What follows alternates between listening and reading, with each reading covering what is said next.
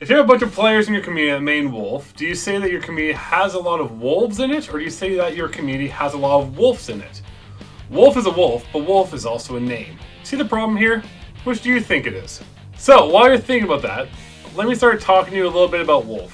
Fox McCloud's nemesis was initially introduced into the Smash roster in Brawl, but he was cut from 4, and unlike some older mainstays like Mewtwo, Roy, and Lucas, he wasn't invited back for the DLC waves. But luckily, in Smash Ultimate, everyone is here, and that includes our boy. And with him coming back, he got a ton of buffs and changes. Wolf was generally considered a mid-tier or upper mid-tier character in Brawl, but now he's straight up in contention for the best character in the game. Not one thing about him was changed for the worse coming from Brawl.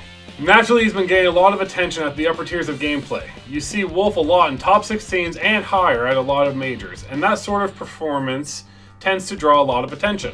If you ever watched someone like Zachary perform and you ever thought to yourself, hey, I'd like to play Wolf like that too, well, to be honest, you're probably not going to be a superstar by the end of this video, but I've been using Wolf myself since day one, and I can most certainly get you started on your way.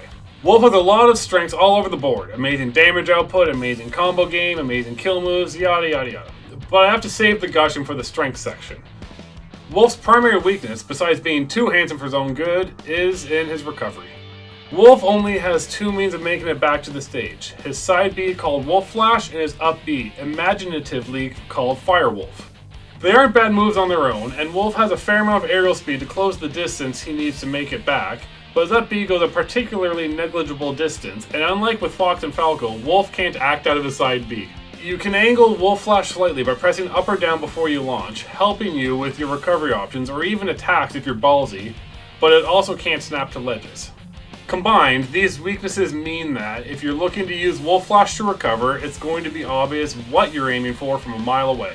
It's risky to intercept Wolf Flash. It has a sweet spot at the end of the trail which does 20%, and it either semi-spikes or spikes hard, depending on which hitbox you get. But a gutsy opponent can still do it, and it isn't intangible, meaning it's especially weak to projectile. And Lord have mercy if you try to use it to recover on stage against an opponent with a counter. Firewolf, on the other hand, has a variable angle, and it does snap to ledge, making it the safer of the 2 options, but the distance it travels is piddly. We're talking only marginally better than small McDonald's. It also has a fair amount of startup, and it has no intangibility anywhere, but the last hit is a kill move as well. So, the basic gist here is that Wolf is a glass cannon when it comes to recovery.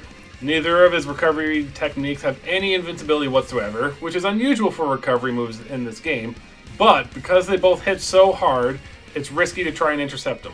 Because Wolf Flash is so much faster, you may be tempted to try and use it more often, but when you're off stage, your primary objective is to make it back. It's not to try and slap your opponent for daring to put you in this position to begin with. Use Wolf Flash if you have to, but it will always be better to use Firewolf if it means making it safely back to the ledge. When it comes to matchups, Wolf generally does pretty well against the entire cast. He wouldn't be a top tier character if he didn't. He has a hard time trying to combat anyone with a sword, since his melee game is unarmed, and the onus on closing the gap is on him. Although it's generally accepted that he beats Ike, another top tier threat, since Ike doesn't have the mobility to keep up. On top of that, most of Wolf's best attacks hover slightly above the ground, namely dash attack and forward air. This can make fighting some smaller characters all the more frustrating. There's nothing that'll quite grind your gears like fighting Snake, a character you should have no problems hitting, and he just crouches and low profiles everything.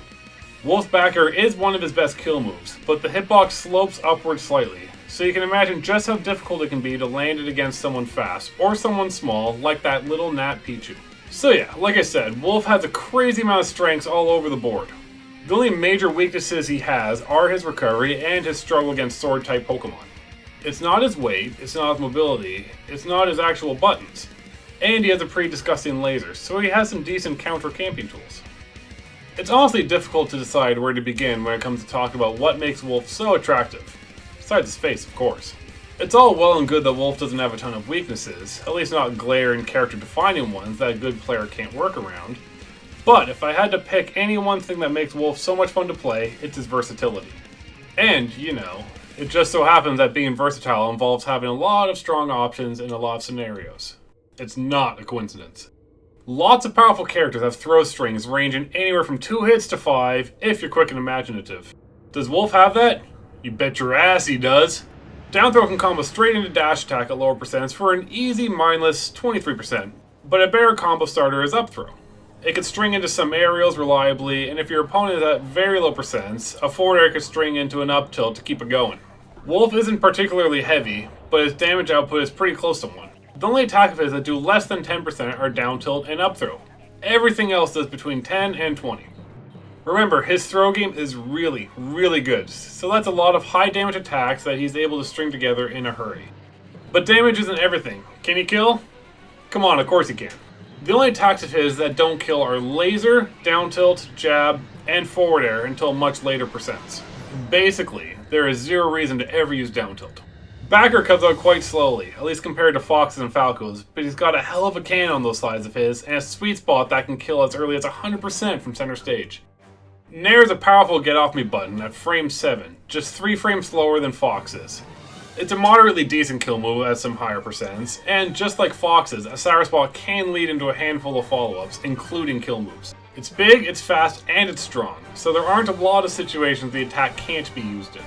With how big the hitbox is and how strong the move is, it's best used to control Wolf's personal space, which includes when his opponent is on the ledge trying to make it back up.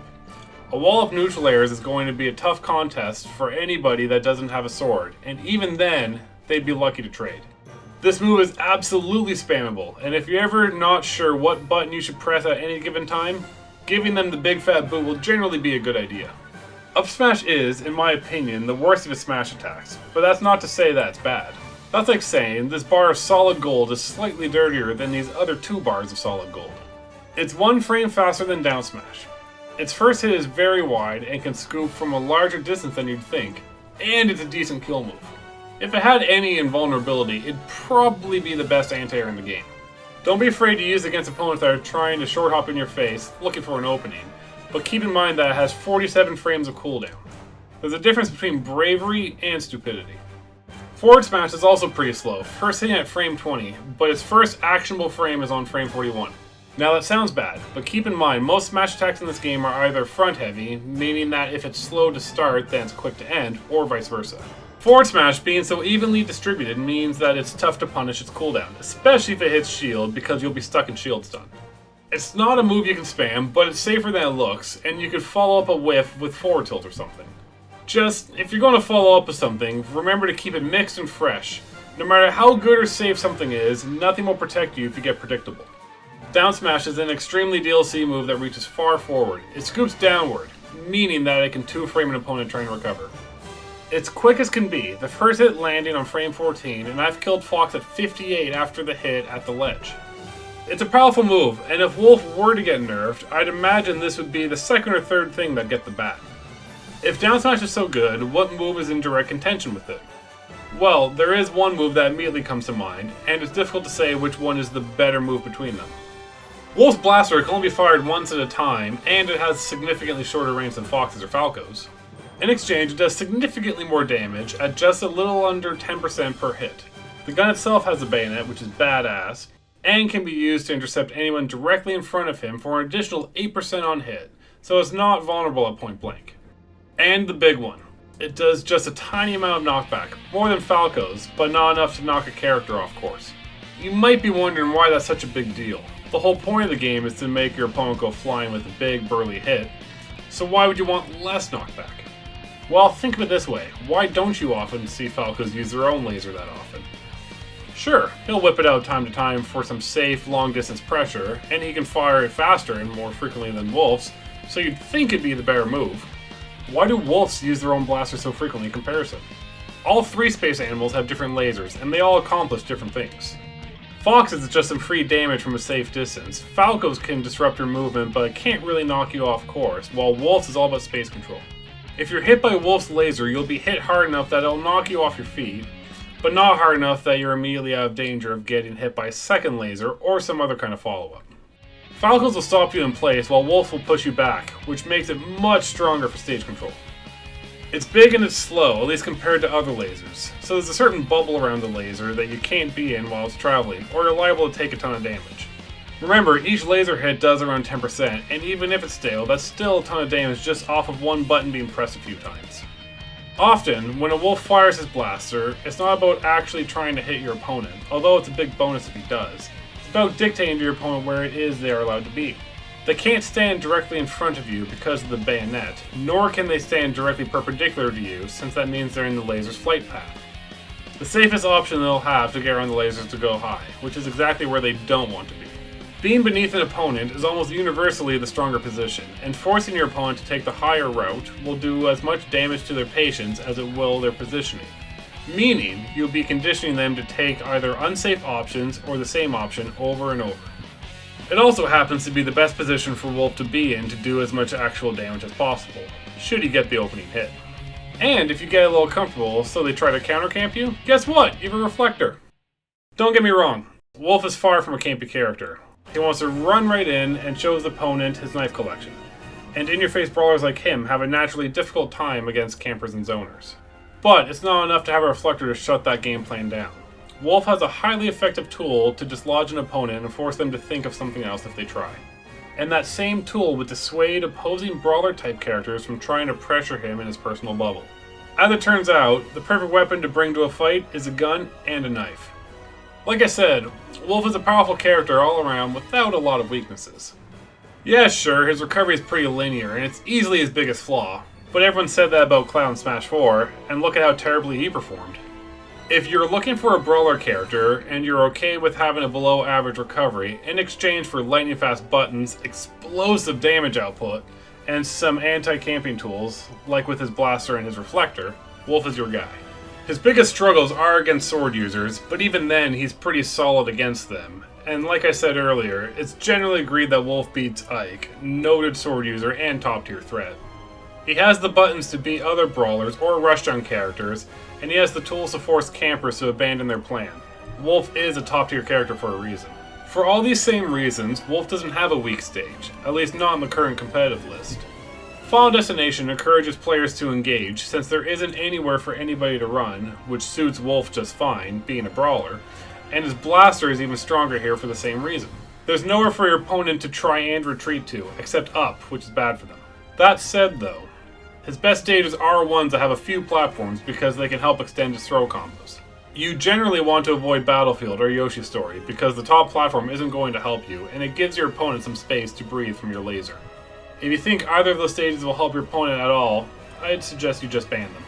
Wolf's best stages are the Pokemon Stadiums and Unova, if it's legal, or Kalos if it's not.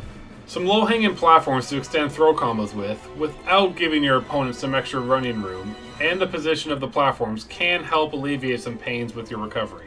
Unova is preferable since the platforms lean a little more towards the center, but on top of the platform positioning, both Unova and Kalos have walls. That means that Wolf, who generally doesn't have the strongest edgeguarding game, can afford to go off and try for a Nair Gimp or something, since trading with recoveries is a little less of a threat when you can't be hit under the stage. Because of the platform positioning, you'd think Lilac Cruz would be a strong Wolf pick, but that's very give and take for Wolf.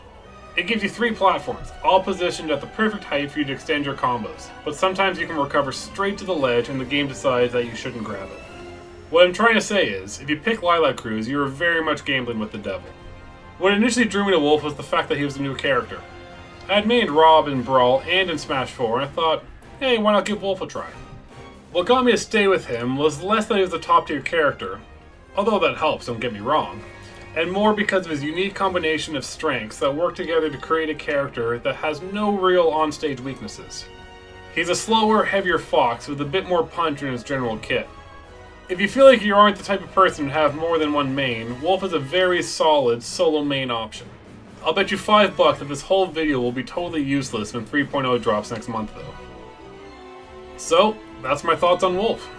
If you'd like to see more content like this, and for more content on Atlantic Canada's Super Smash Bros. And their local scenes, be sure to subscribe to this channel. Be sure to also check out my buddy Croy's recently updated guide to Ridley, and his other character guide on Piranha Plant, for some tips on how to play those two characters on a more serious level. See you next time!